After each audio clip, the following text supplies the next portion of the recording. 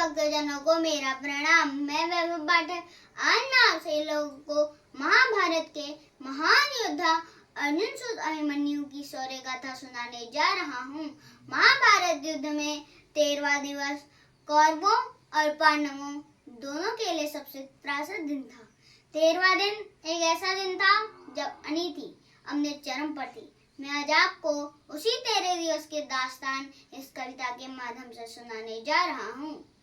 जब कुरुक्षेत्र की समरभूमि में सतसैया पर भीष पड़े तब कुरु कलंक के नैनों में क्रोधाग्नि लगी और ग्रीष्म हुए।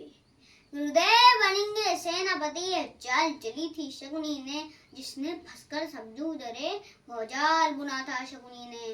इस बार चली थी चाल अजब जिसमें ना कोई संधि हो, गुरुवर द्वारा वो चेष्ट 500 समरभूमि में बंदी हो।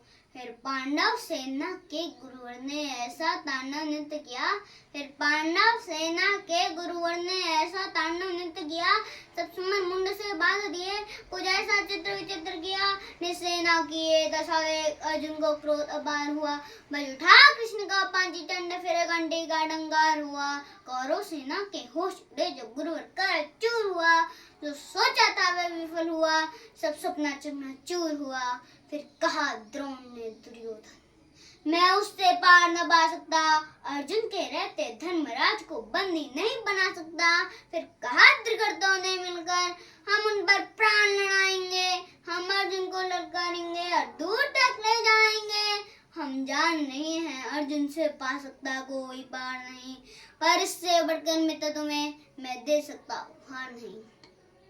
फिर क्या था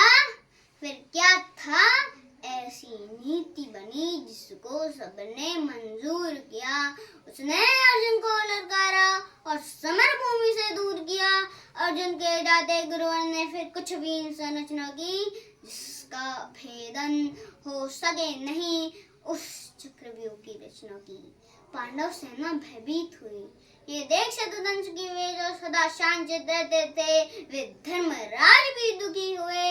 निसैन्य तात को दुखी देख फिर शेर बबर को जगना था, जो धनी धनुष के बनते थे उनको भी नाक रगड़ना था।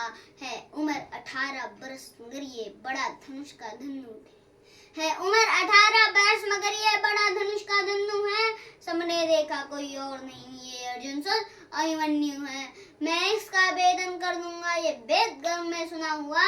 दादाजी चिंता दूर करो, ये सुनसाहट 100 गुना हुआ। फिर अभिमन्यु के पीछे ही कुछ तीर चले, कुछ पैदल घोड़े लसवाले गदा गदाधर भीम चले। अभिमन्यु को ना रोक सका, वो द्वार तीर से पार हुए, पर रात द्वार पर जद था चारों भाई लाचार हुए। अभिमन्यु ने मुड़कर देखा पीछे ना कोई अपना था, पर विचलित तनिक न हुआ वीर, ऐसा ही उसका सपना था। कोई एक पड़ा कोई दो सेन कोई ले झुंडों का झुंड पड़ा, लाशों से पड़ने लगी धरा, जब मुंड पे मुंड गिरा। दुर्योधन दुशासन विकर्ण कृतवर्मा अश्वत्थामा को, द्रोण कर्ण को हरा दिया, फिर मारा शकुनी मामा को। वो कर्ण विराजो दुर्योधन के अंतर्मन की भाषा था, वो कर्ण विराजो दुर्योधन के विजय लक्ष्य की आशा था। वो कर्ण विराजो एक साथ 100 अंग चलाने वाला था, वो कर्ण विराजो दुर्योधन को विजय दिलाने वाला था। सबने देखा वो अंगराज सहित धरा पर पड़ा मिला, सबने देखा वो अंगराज सहित धरा पर पड़ा मिला। कुछ चेत हुआ तो भाग गया, वो दूर सभी को खड़ा मिला। फिर दुर्योधन हो गया गोविंद, सबका नाम पुकारा है, सबसे साथ मिलकर मारो, ऐसा आदेश हमारा है। फिर एक साथ साथों ने ऐसा काम किया, रथोर सारथी को मारा, घोड़ों का काम तमाम किया।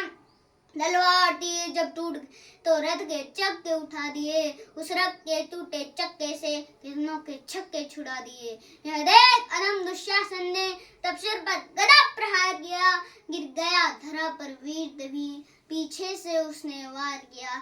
सब नियम युद्ध के भूल गए और ऐसा अत्याचार किया, फिर बारी बारी से सबने उसके सीने पर वार किया। सब माया पथ की लीला है, मैं कृष्ण लिखूं घनश्याम लिखूं, कितनों को धूल चढ़ाया है, कितने गुरुओं के नाम शब्दों में सही सुशीलापन। अब कविता को विश्राम लिखूं, मैं उस बालक अभिमन्यु को अंतिम बार प्रणाम लिखूं। धन्यवाद। अगर आपको मेरी वीडियो पसंद आए प्लीज लाइक, सब्सक्राइब, कमेंट कीजिएगा। धन्यवाद।